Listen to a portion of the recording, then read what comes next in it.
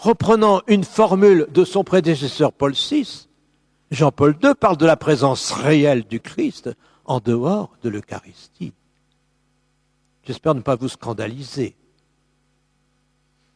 Vous êtes en voiture, Jésus, il est avec vous, comme il était avec des disciples d'Emmaüs. Ce n'est pas la présence substantielle de l'Eucharistie que nous aimons tant vénérer et que je vous invite, bien sûr, si je viens ici, ce n'est pas pour vous décourager de le faire.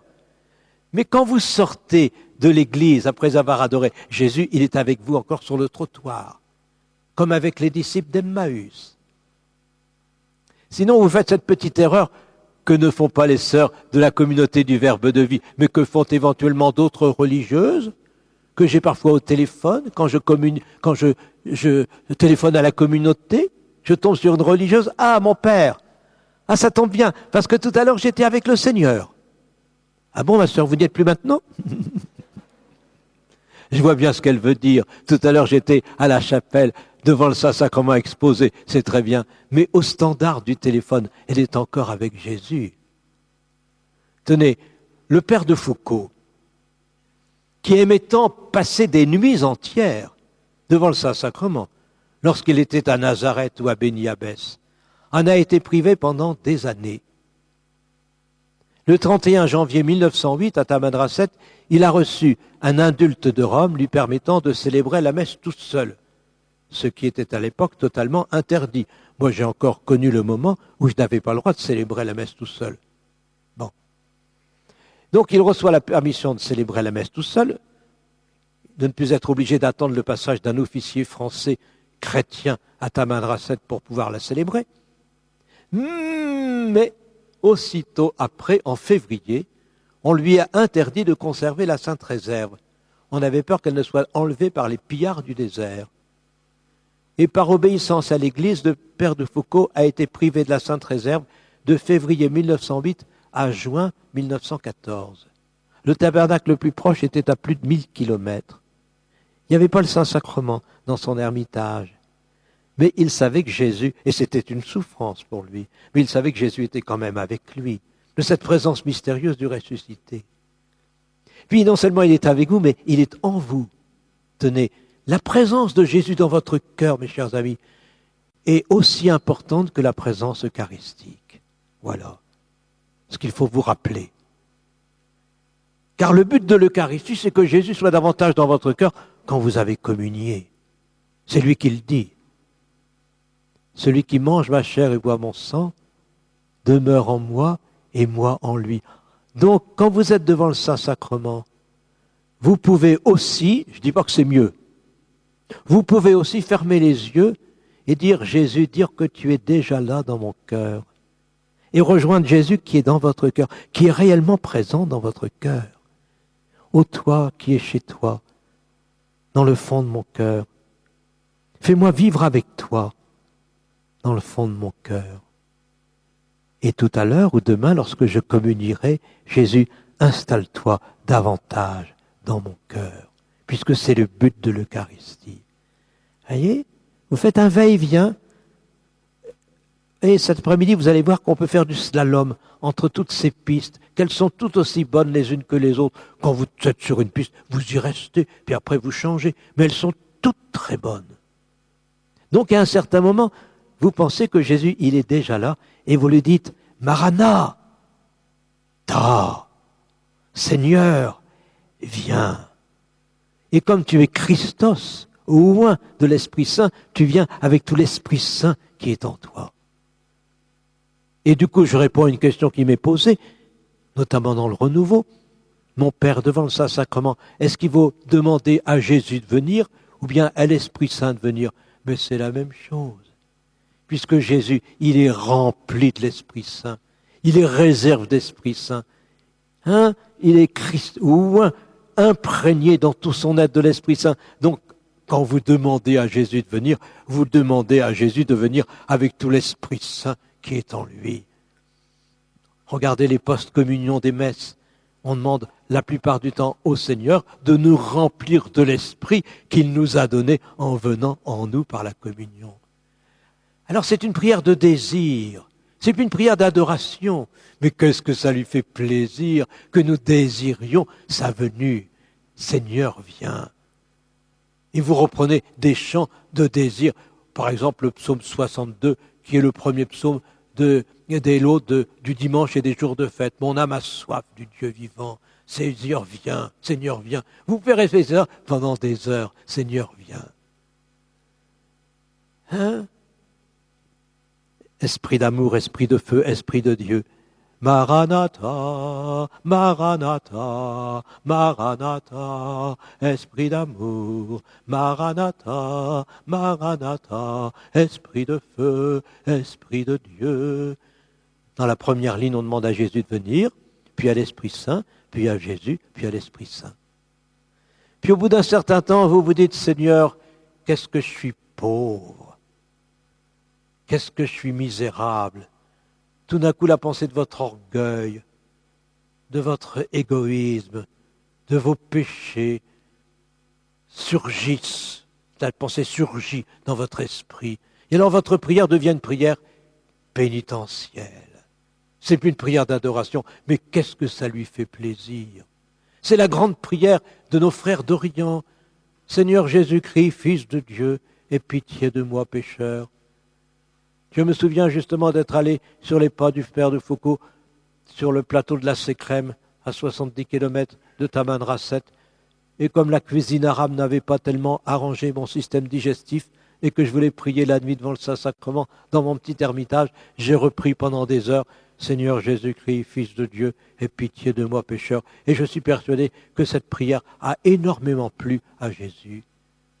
Prière pénitentielle. Mais voyez, c'est pas de la mauvaise culpabilité, c'est que j'ai tellement conscience d'être un pauvre, d'être pécheur. Et vous savez que plus on avance, tenez, je pensais pas, le curé d'Ars était vraiment persuadé être plus pécheur que tous ceux qui s'approchaient de lui au confessionnal.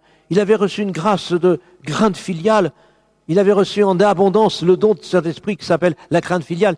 Il était intimement persuadé, sans complexe de culpabilité, qu'il était un pauvre type. Et lui, il devait souvent prier comme ça, Seigneur, prends pitié de moi, pécheur. Et du coup, on fait passer dans sa mémoire la guérison d'un lépreux, la guérison d'un paralytique, la guérison de l'aveugle-né. Et on dit, Jésus, je suis lépreux, guéris-moi. Je suis paralysé, fais-moi marcher. Je suis aveugle, donne-moi de voir.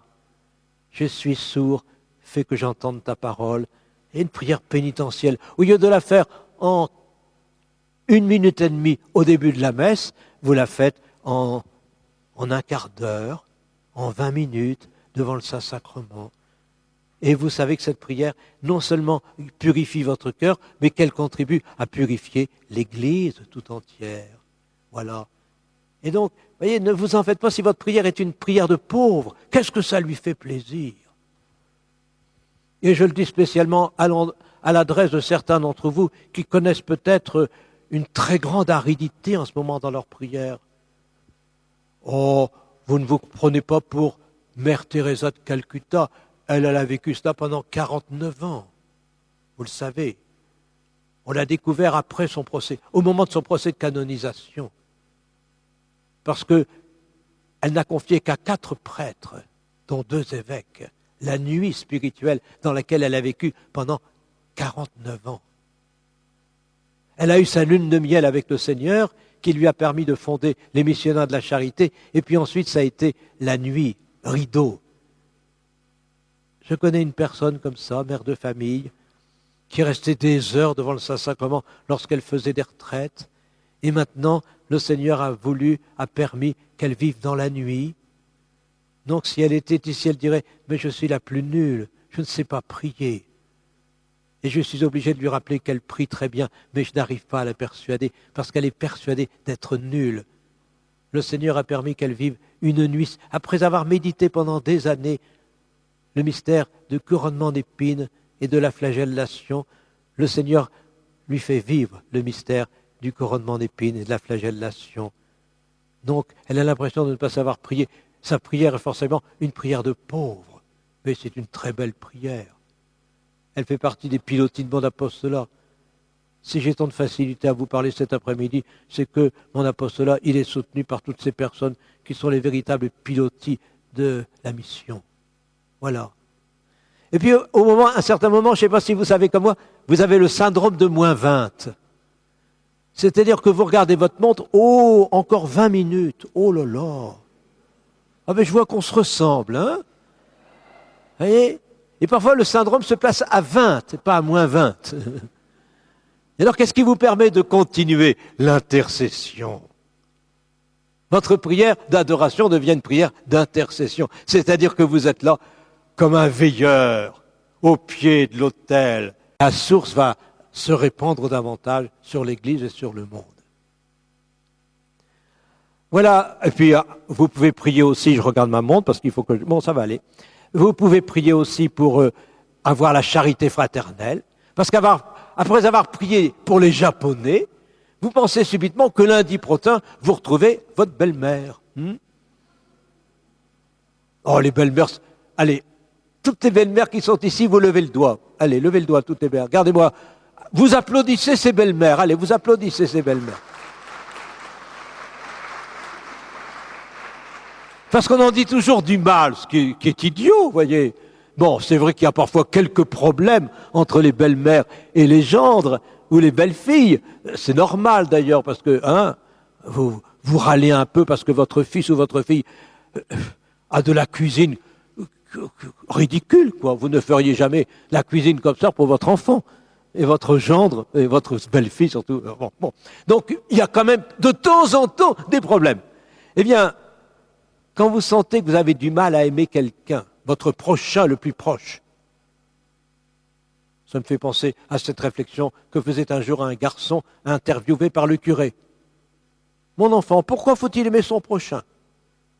Et le petit bonhomme de répondre « Monsieur le curé, parce que les autres, ils sont trop loin. » Bon, c'est plus facile d'aimer les Japonais de loin que ceux qui sont tout proches.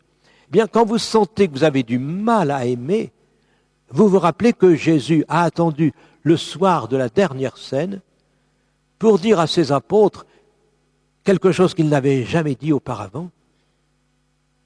Je vous donne un commandement nouveau, aimez-vous autant que je vous aime. Aimez-vous comme je vous aime. Il est évident que si Jésus a attendu le soir de la scène, c'est pour montrer le lien que nous connaissons bien entre l'Eucharistie et la charité fraternelle. Pour que nous puissions aimer les autres comme Jésus nous aime, il faut cette grève de cœur qu'est l'Eucharistie. C'est Jésus qui vient mettre en nous son amour pour que nous puissions aimer nos frères avec son propre cœur. On chantait, les plus anciens vont se souvenir de ce chant que vous n'avez peut-être pas chanté depuis 50 ans. Jésus, Jésus, doux et humble de cœur, rendez mon cœur semblable au vôtre. Rendez mon cœur semblable au vôtre. Il est évident que ce n'est pas un chant moderne, on le sent tout de suite à la mélodie. Jésus, Jésus, doux et humble de cœur, prenez mon cœur, qu'il soit bien vôtre. Prenez mon cœur, qu'il soit bien vôtre. On peut rester longtemps devant le Saint-Sacrement en disant « Jésus, apprends-moi à aimer ». Je n'insiste pas là-dessus parce que c'est un thème bien développé, je pense, par la pastorale moderne, aussi bien en Suisse qu'en France. On insiste beaucoup sur le fait que Jésus vient dans notre cœur nous aider à aimer notre prochain. On aurait même parfois tendance à réduire la communion à cela. C'est une réduction. Mais enfin, c'est très vrai. C'est une piste excellente. Vous pouvez demander aussi tous les autres fruits de l'Esprit Saint, la patience dans l'épreuve, la force du martyr, etc. Mais j'ai hâte d'arriver à d'autres façons de prier devant le Saint-Sacrement. Notamment à celle-ci que vous oubliez trop souvent.